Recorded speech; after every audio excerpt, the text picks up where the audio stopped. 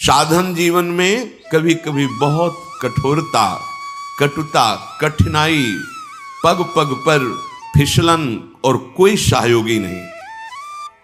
बस ये स्थिति संभालनी हर साधक के जीवन में आती है जो सच्चाई से भगवत मार्ग में चलता है। आप सच्ची मानिए, यदि आप थोड़ा भी संसार का स्वाद लेते हुए चलेंगे तो आपको यह अनुभव नहीं होगी कठिनाई। इसलिए कोई बिरला कदम आगे बढ़ा पाता है, नहीं तो घबराता है, डरता है, मन उसको भयभीत करता है, क्योंकि निर्विषय मार्ग पर चलने के लिए उसकी हिम्मत नहीं रह जाती। वो आत्मबलहीन हो जाता है। विषय सेवन करते करते हर इंद्री ऐसा अनुभव कराने लगती कि मैं इस भोग के बिना नहीं जी सकता, मैं इस वस्तु के बिना नहीं जी सकता, मैं इस व्यक्ति के बिना नहीं जी सकता। नहीं नहीं, ये भ्रम है, ये बहुत बड़ी चूक है। फिसलना मत, घबराना मत। कापुरुष का मतलब होता है कायर पुरुष। कायर मत बनना। तुम्हारे जीवन में कठिनताएं आएंगी, आपको लड़ना है इनसे। लड़ना क्या? आप प्रियाजू के हैं, ये ठसक रखेंगे, डर के भाग जाएंगे। कभी कभी ये अति भीषण बन तन मन पर है छा जाती, ऐसी वासना छा जाती, कुछ सुनाई नहीं देता। बस जो वासना की प्रेरणा है बस वही करना है। अब उपासक घबरा जाता है। अच्छा, जो बड़े महापुरुष हैं, अब उनके लिए दूसरा कोई बचा नहीं जिससे वो करुणा करें। बात समझो। सब में वो अपने आराध्य देव को देख करके शांत हो चुके हैं। जो साधक है उसे समय नहीं है कि सहयोग करे, क्योंकि वो अपने लक्ष्य में दृढ़ है। तो सच्ची मानो, आपका विश्वास और आपकी श्रद्धा ही केवल आपका साथ देगी। इस मार्ग में कोई तुम्हारा साथ देने वाला नहीं, साथी नहीं है। और जो साथी बना के चला वो गिरा, ये भी बात समझ लेना। चल चला चल राह में अनुभूतियों का ले सहारा। अगर तुम अपनी अनुभूतियों को अपने साथ रखोगे कि पग पग पर मेरे कृपालु आराध्य देव ने कैसे मुझे संभाला है, फिर कोई तुम्हें जरूरत नहीं किसी के सहयोग की। तुम्हारी अनुभूतियां ही तुम्हें आगे बढ़ा देंगी। चल चला चल राह में अनुभूतियों का ले सहारा, कौन तेरा साथ देगा, व्यर्थ में किसको पुकारा। इस मार्ग का साथी केवल हरि का भरोसा, हरि का बल है। जो निराश होकर के रोने लगता है, ये भेड़िए की तरह है और बालक के ऊपर ही इनका प्रहार होता है। वयोवृद्ध या ज्ञान वृद्ध के ऊपर भेड़िए का प्रहार नहीं होता। ये काम क्रोध आदि उन्हीं के ऊपर ज्यादा प्रहार करते हैं जिनको रोना धोना पसंद है। किस बात के लिए? मुझे ये चाहिए, मुझे ऐसा, मुझे रहा नहीं जा रहा, मुझे सहा नहीं जा रहा, मेरे से भजन नहीं हो रहा, मेरा मन नहीं। तुम मन हो, तुम तन हो, तुम भोगों के अभाव से ग्रस्त हो। नहीं नहीं, भूल मत करो। जो निराश होकर रोने लगता है उस पर ये विकार हावी हो जाते हैं। इसीलिए समझाते हैं, अपनी बात किसी से कहो मत, क्योंकि ना सते विद्यते भावो ना भाव विद्यते। इनकी सत्ता ही नहीं काम क्रोध लोभ की।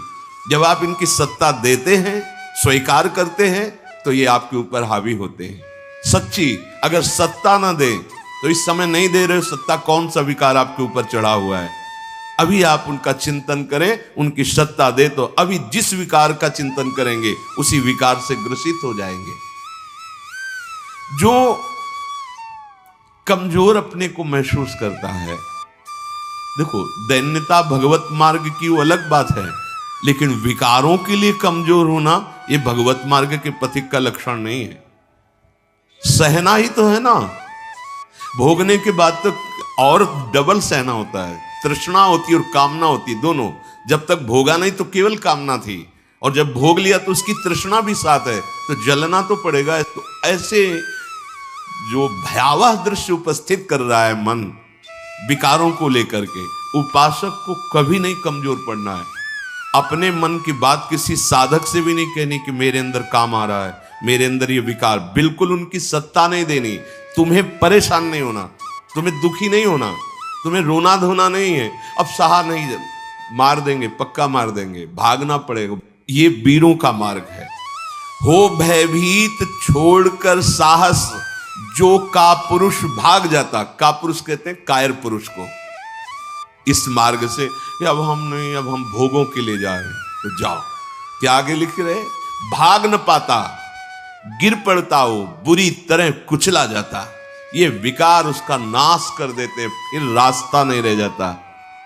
जो चढ़ाई का भगवत मार्ग का बहुत बहुत बहुत भयभीत करने वाली ये बात है। अगर भगवद आश्रय छोड़कर भोगों में आप चले गए तो देखो, धाम छूटा, प्रिया जो छूटी, नाम छूटा। ऐसे तो जप नहीं पा रहे हो, अपराध करके जप पाओगे? अपराध का सीधा प्रभाव होता है भजन ना होने देना।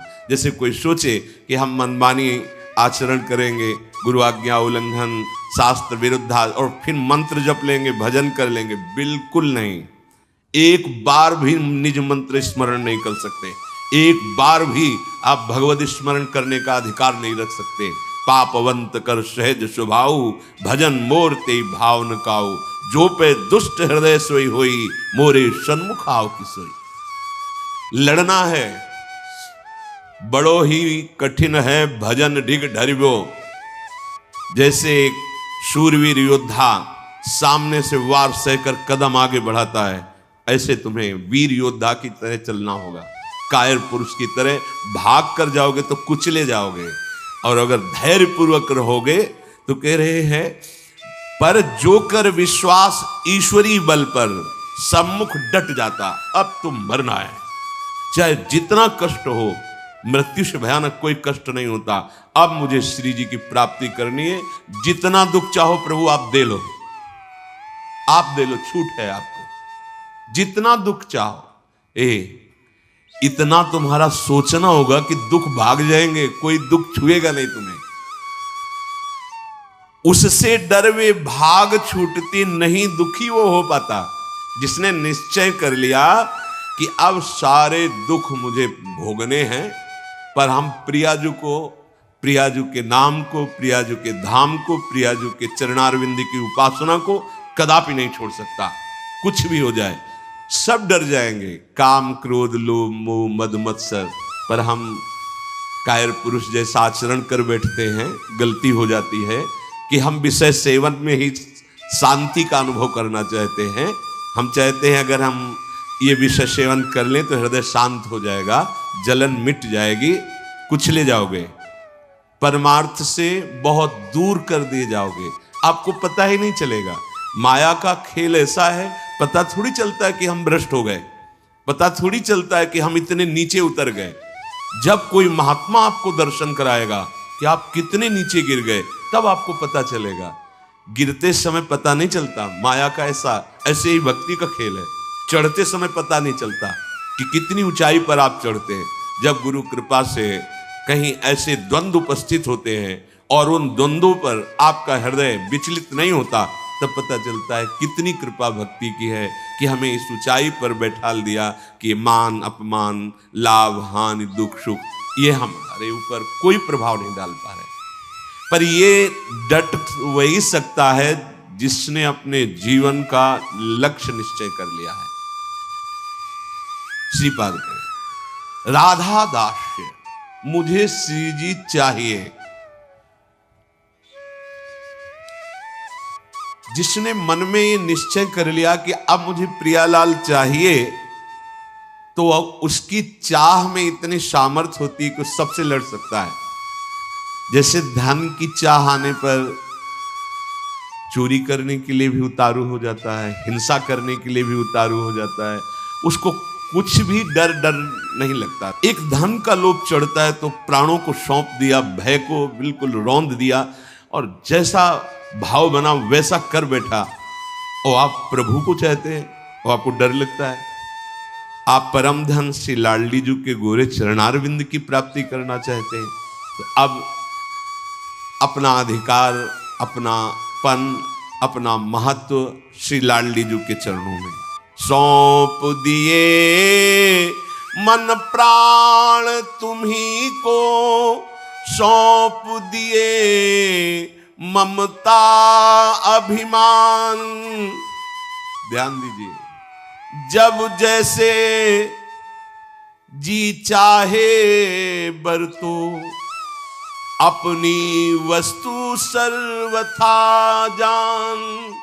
हे प्रभु, हे प्रिया जी, ये प्राण, ये तन, ये मन आपको समर्पित है।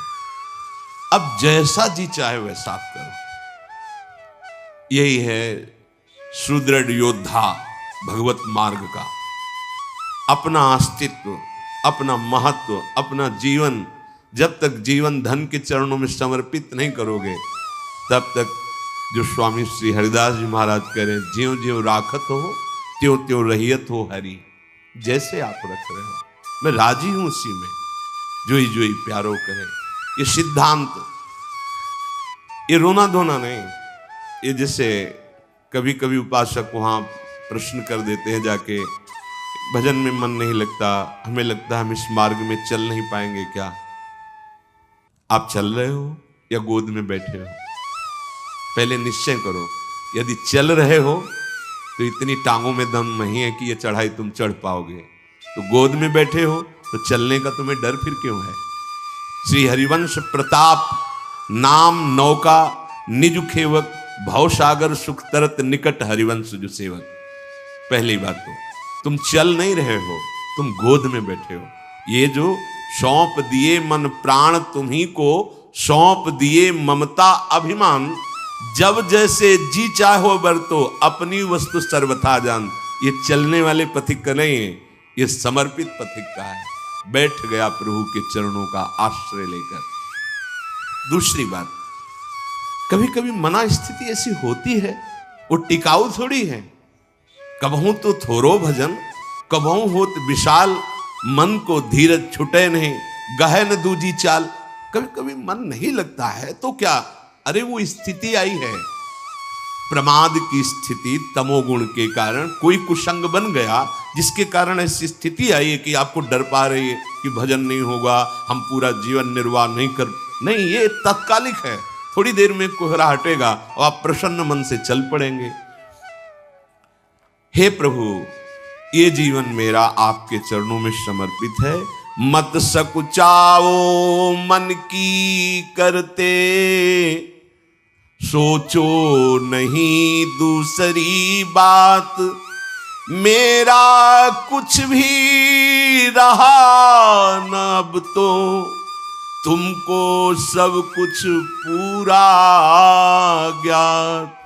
मान अपमान दुख सुख से अब मेरा रहा न कुछ संबंध। तुम ही एक कैवल्य मोक्ष हो, तुम ही केवल मेरे बंधु। रहूं कहीं कैसे भी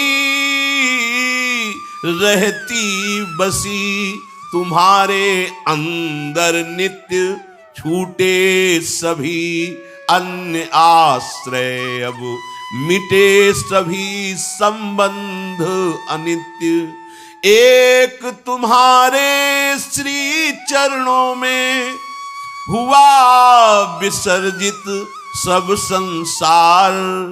रहे एक स्वामी बस तुम ही, करो सदा स्वच्छंद विहार। क्या परेशानी?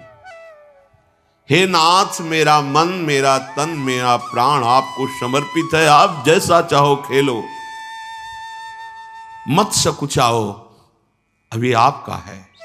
आप जैसा चाहो। फिर आप शिकायत कैसे, फिर आपका प्रश्न कैसे बनता है?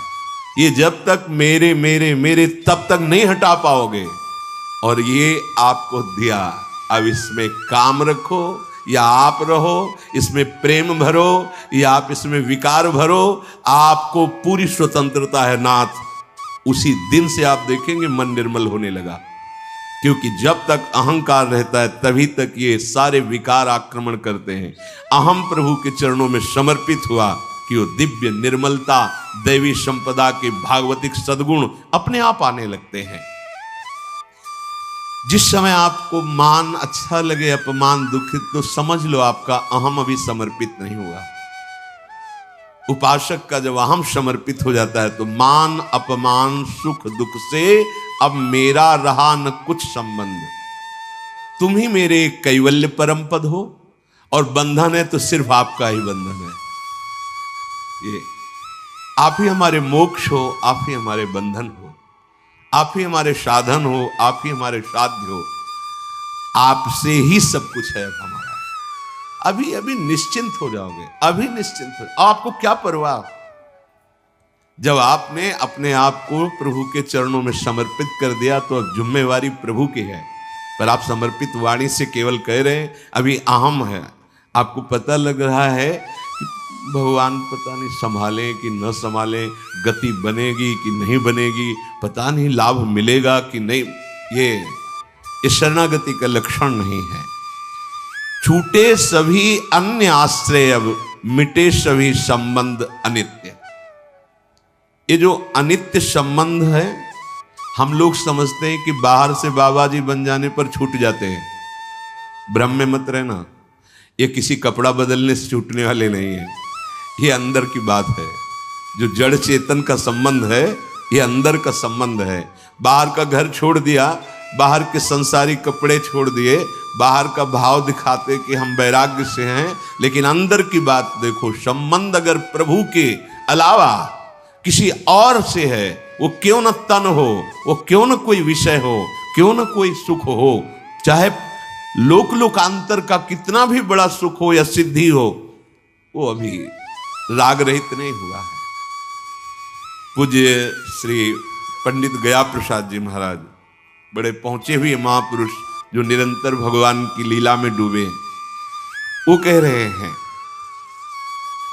चिंतन संबंध का बोध कराता है और संबंध ही चिंतन में स्थित रखता है।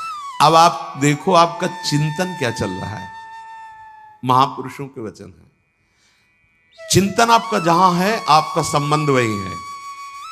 अगर प्रियालाल का चिंतन चल रहा है तो प्रियालाल से संबंध है। शरीर का चिंतन है, इंद्रियों का, भोगों का, वस्तु का, व्यक्ति का। ध्यान दीजिए, आपका संबंध जहां होगा वहीं चिंतन होगा, और जहां चिंतन होगा वहीं संबंध माना जाएगा। आप कहते हैं हमारे माई श्यामाजू का राज, कहां चिंतन है आपका? शीघ्रातिशीघ्र चिंतन को संभालिए। यदि कोई भी लौकिक कामना रही तो एक ना एक दिन गिरने पड़ेगा। पूज्य बाबा कह रहे हैं, अगर कोई भी लौकिक कामना आपके अंदर अभी, तो वो गिराएगी, आपको गिराएगी। इसलिए यासों कामनान को ढूंढ ढूंढ के निकाल फेंके। देखो अपने चिंतन में कौन सी कामना बहुत जोर कर रही है, प्रभु के नाम बल से उस कामना को छोड़िए, उसमें सुख नहीं है। उपासक जब तक सत्यता से इनकी तरफ ना चले, तब तक ये कामनाएं अपना अधिकार रखती हैं। जहां सत्यता से चलने का भाव आया, तो ये स्वतः ही कामनाएं नष्ट होने लगती हैं। उद्देश्य में दृढ़ता, सत्यता, तो सतमार्ग आगे को खुल जाएगा। सब बानक बनतो चलो जाएगो, सहायक मिलते चले जाएंगे। कुछ प्रश्न करते हैं, क्या नरसिंह जी जैसा प्रेम कई जन्मों की साधना के बाद होता है? पूज्य बाबा से, नरसिंह जैसा प्रेम क्या एक जन्म में नहीं हो सकता है? बाबा ने कहा, हां हो सके है, यदि सच्चे सदगुरु की प्राप्ति हो जाए तो। क्योंकि सदगुरु कृपा दृष्टि सेवाकों प्राणनाथ के मिलवे की ताई रोएबो सिखाए दे। क्योंकि प्राणनाथ ही स्वयं श्री सदगुरु बन के मिलवे को जतन बताए आए हैं। बहुत सुंदर बात, बहुत सुंदर। हम कहते हैं गुरुर ब्रह्मा गुरुर विष्णु गुरुदेव महेश्वरा, गुरु साक्षात परब्रह्म, लेकिन देख नहीं पाते। अगर हम परब्रह्म भावना सदगुरुदेव में करें तो हमें साक्षात्कार किसका करना है? हम रात दिन चकोर की भांति अपने आराध्य देव को ही तो देख रहे हैं। पूज्य बाबा श्री प्राणनाथ स्वयं सदगुरु बनिके मिलबे को जतन बताए बे आए हैं। अपने मिलबे को जतन बताए बे आए हैं। देखो प्रिया प्रीतम, इस संसार की वस्तु की तरह कोई चमत्कार कि भाई ऐसे किया प्रिया प्रीतम, ऐसो ना है। ये चमत्कारन में जो फंस गए, जो सिद्धिन में फंस गए, वो तो जान ही ना पावे प्रिया प्रीतम को। यह अलभ्य वस्तु है, ये गूंगे को स्वाद है। बस प्राणनाथ कब मिलेंगे, प्राणनाथ कैसे मिलेंगे, मैं संसार को कैसे भूलूं, ये हृदय में टीस जो कल चर्चा कर, ये गुरु कृपा से केवल होती है। एक पीड़ा हृदय में होनी चाहिए। साधन नहीं बताया, यहां बताया कि अगर भगवत प्रेमी सदगुरुदेव भगवान की प्राप्ति हो जाए, उन पे दृढ़ विश्वास हो जाए, क्योंकि वो अपने मिलवे के ताए ही गुरु रूप धर के अपना रहस्य बताने आए हैं। एक सेकंड के ताए भी अपने आराध्य देव को ना भूले। एक सेकंड के ताए पाठ होए, नाम जप होए, चिंतन होए, या वार्ता होए, या कोई क्रिया होए, बाहरी क्रिया होए या अंदर की क्रिया होए, सर्वप्रथम ये देखना है कि ये सब इनके ताए हुए रहे हो या अपने ताए। बात अंदर की चेष्टा, बाहर की चेष्टा आराध्य देव की, गुरुदेव की आज्ञा के अनुसार हो रही या अपने मनमानी। यदि इनके ताई हो रही तो प्रेम, और अपने ताई हो रही तो कामना, वासना, इच्छा, लालसा। अपने ताई तो कामना, वासना, इच्छा, लालसा। अंतःकरण को एकदम खाली करना पड़े। अपनो स्वार्थ नेकहु न छुई जाए तो श्री सदगुरुदेव की कृपा सिंह है और माया बकरी है। देखो पूज्य बाबा के सिंह, और सिंह के बच्चा को देखते ही बकरी दुबक जाए है, ऐसे ही माया दुबक जाए। जो सदगुरु का कृपा पात्र है, आज्ञा पालन करता है, तो ये माया बकरी उसके सामने दुबक जाती है। ऐसा नहीं कि उसे फंसा सके। सदगुरु भगवान के दुलारे जीव को माया की ताकत देखिबे कि नाए। देखो, अरे वो ठाढ़ी ठाढ़ी सूख जाए, वाके ऊपर कबो अपनो प्रभाव न दिखाए पावे। यह पथ तो श्री सदगुरुदेव भगवान के हाथ बिकायबे पे प्राप्त होता है। साधक अपने मन सो ऊंचो कितनो साधन करे, कितनो ऊंची स्थिति प्राप्त करवे को प्रयत्न कर ले, किंतु अंत में वाको गिरनो पड़ेगो।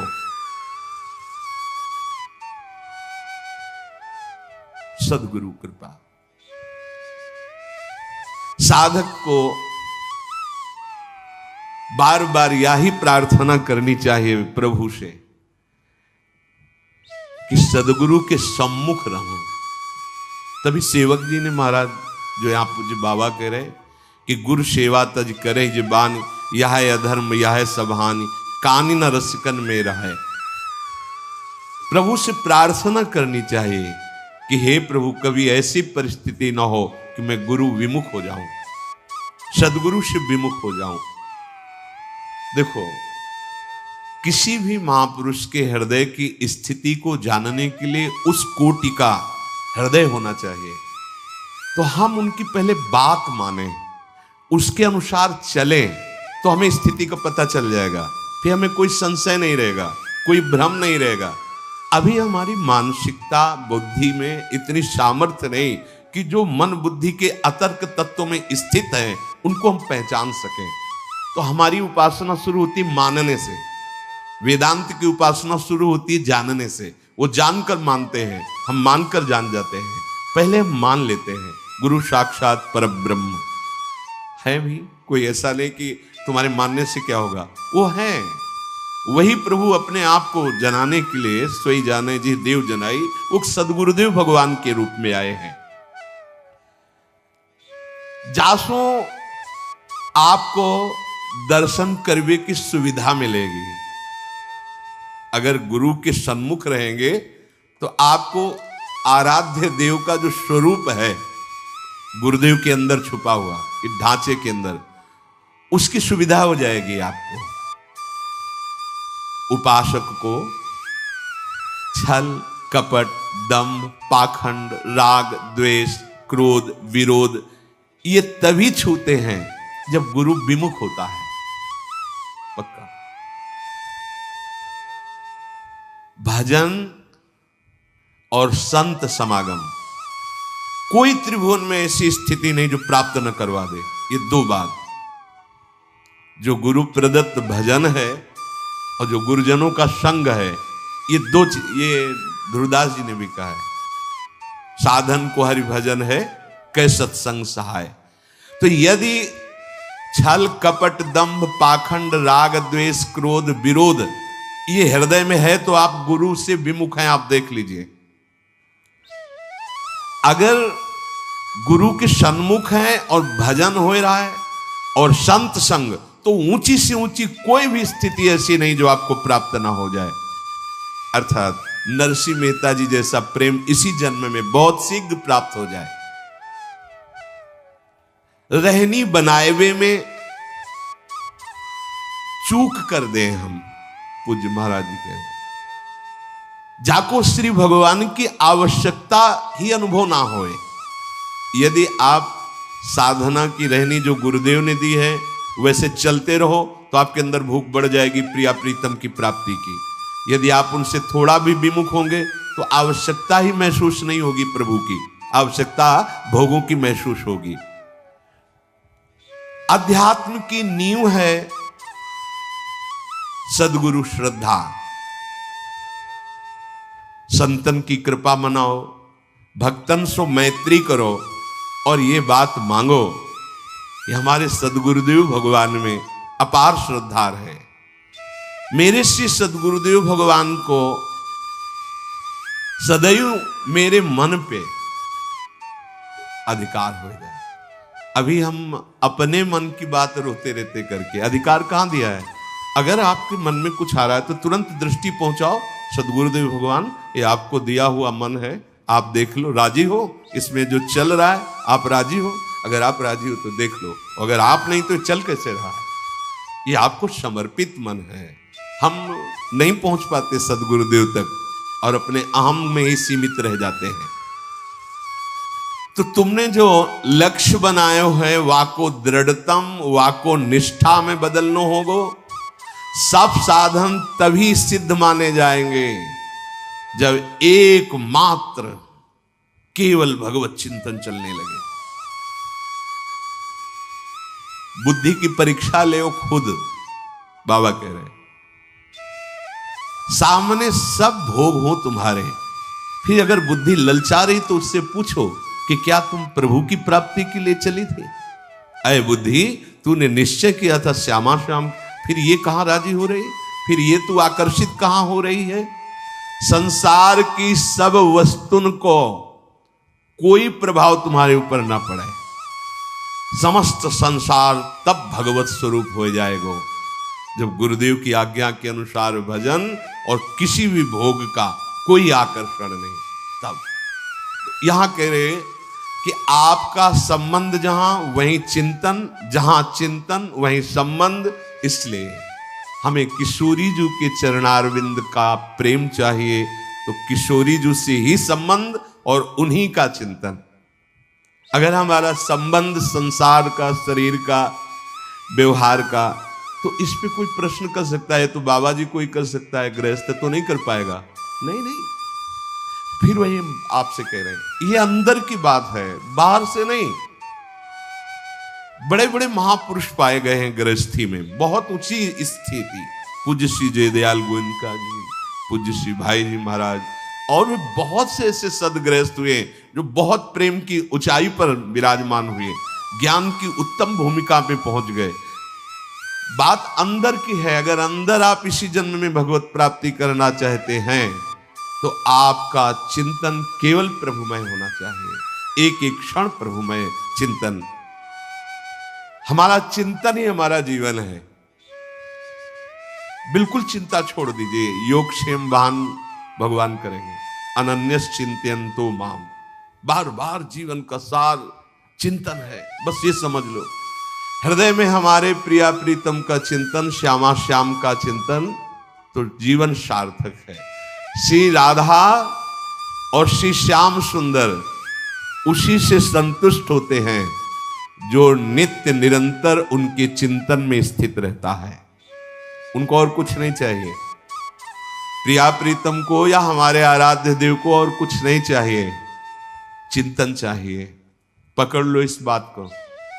तभी बड़े बड़े सम्राट भी वैरागी जनों के आगे मस्तक झुका देते हैं, क्योंकि उनके पास वो है नहीं जो उनके पास है। उनके पास क्या है? चिंतन। अगर आपके पास भगवत चिंतन नहीं है, आप हमारे प्रभु को रिझा नहीं पाएंगे। वस्तुओं से, नाना प्रकार की भोग सामग्रियों से तो साधक, उनकी आराधना करने वाला, वो विरक्त हो जाता है। ब्रह्मादिक के भोग सब विषम लागताय। इसलिए श्री राधा चरणारविंद की प्रीति प्राप्त करना जीवन का परम लक्ष्य, और निरंतर श्री प्रिया प्रीतम के चिंतन में रहना, और वो होता है सद्गुरुदेव भगवान की कृपा से।